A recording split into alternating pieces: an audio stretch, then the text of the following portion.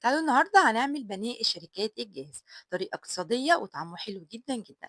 طالع كده مقرمش من بره وليه كفر خارجي حلو جدا جدا. طعمه رهيب. تعالوا نشوف الطريقة هنعملها ازاي. وقبل ما نبدأ اي حاجة لايك للفيديو واشتراك في القناة. تعالوا نسمي الله ونشوف هنعمل ايه. اول حاجة معانا الكريسبي اللي احنا بنعمل بيه الكفر الخارجي. بيبقى هو شكله كده. انا بجيبه بطحنه نص طحنة وبس. أنا بابقى عاوزة فيه حبيبات كده عشان يدّيني شكل حلو، فباجيب كده المطحنة بتاعتي أو الكبة وابدأ إن أنا أطحنه فيها كده يعني نُص طحنة. مش موجود كبة عندِك ممكن تطحنيه في المطحنة الصغيرة بتاعة الخلاط. خلاص كده تمام، هاطحنه نُص طحنة.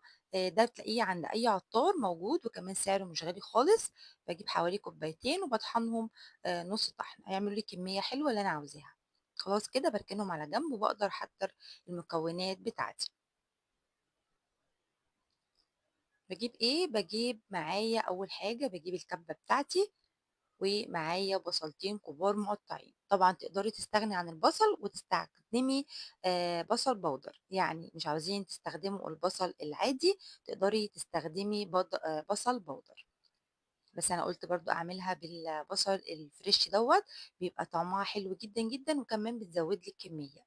خلاص كده معايا نُص كيلو بانيه أو ممكن تكون عندِك صدر أو ورك كده فرخة، يعني نُص فرخة تخليها وتقدري إن أنتِ تستعمليها في الوصفة ديّة. قطّعيها كده صغيّر وهنبدأ نفرمها في الكبة كويس جدًا، جدًا. أنا عاوزاها مفرومة يعني ما فيهاش أي قطعة كده تكون سليمة. نفرمها كده كلّها.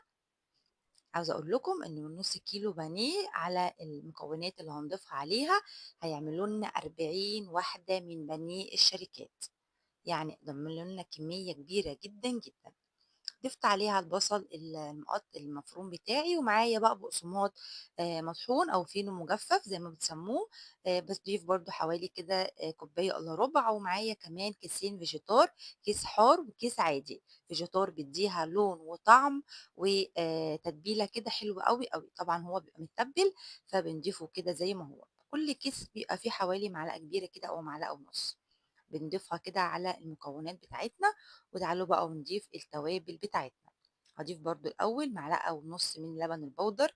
ممكن تضيفوه ممكن تستغنوا عنه بس بيديه برضو طعم حلو قوي.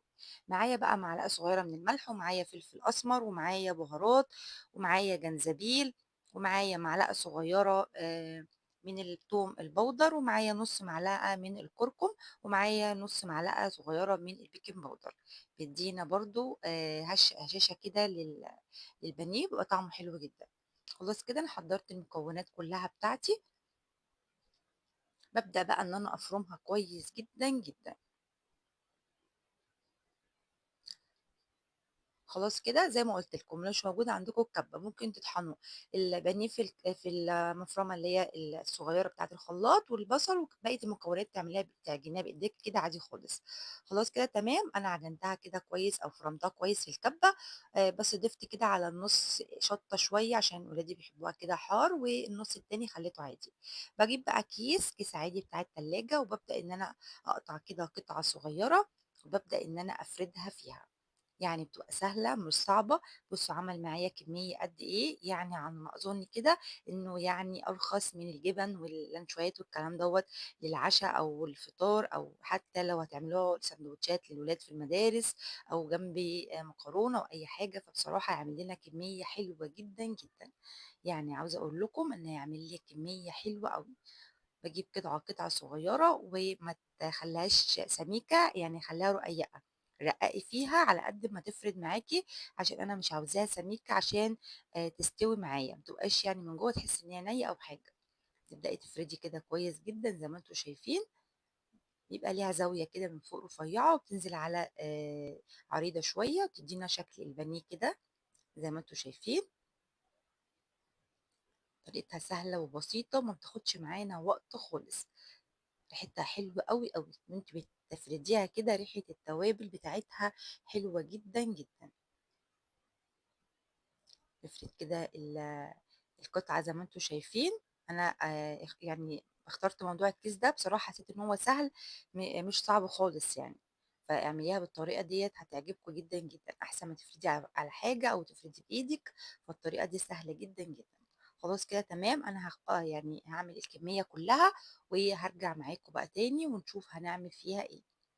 قبل ما نعمل بقى طبعًا فيها البقسماط زي ما قُلت لكم أو الكريسبي ده، باحطها في التلاجة حوالي ساعة أو ساعة كده في الفريزر، بس تمسك نفسها شوية عشان خاطر ما تتفكِّش أو ما تتكسّرش أو تتقطّعش منّي وأنا باعمل، فبابدأ أحطها بقى شوية. باجيب بقى الكريسبي بتاعي وباجيب مَيّة مثلّجة من التلاجة أو ممكن تعمليها بلبن زي ما أنتم عاوزين. أنا جِبت مَيّة متلّجة كده من التلاجة ومعايا، باضيفها بقى في الكريسبي دوّة وباطلّعها باضيفها في المَيّة وباحطها في الكريسبي، وباعملها مرّة تاني برضه في المَيّة وفي الكريسبي دوّة، ممكن تعمليها مرّة واحدة بس يعني يعني الcover الخارجي ما يبقاش ماسك عليها أوي، فالمرّتين بصراحة لقيتهم إن هُم حلوين أوي، كمان بيدّينا شكل حلو أوي من برّه، فزي ما قُلت لكم كده أنا باعمل معاكم كمية أهوّة، أنا مسرّعة الفيديو عشان بس ما أطوّلش عليكم، لكن أنا عملت لكم قدّامكم كل حاجة، باحط في المَيّة وبعد كده باعمل في الcover الخارجي ده ما باضيفلوش أي حاجة خالص، هو زي ما هو كده من غير توابل ولا أي حاجة،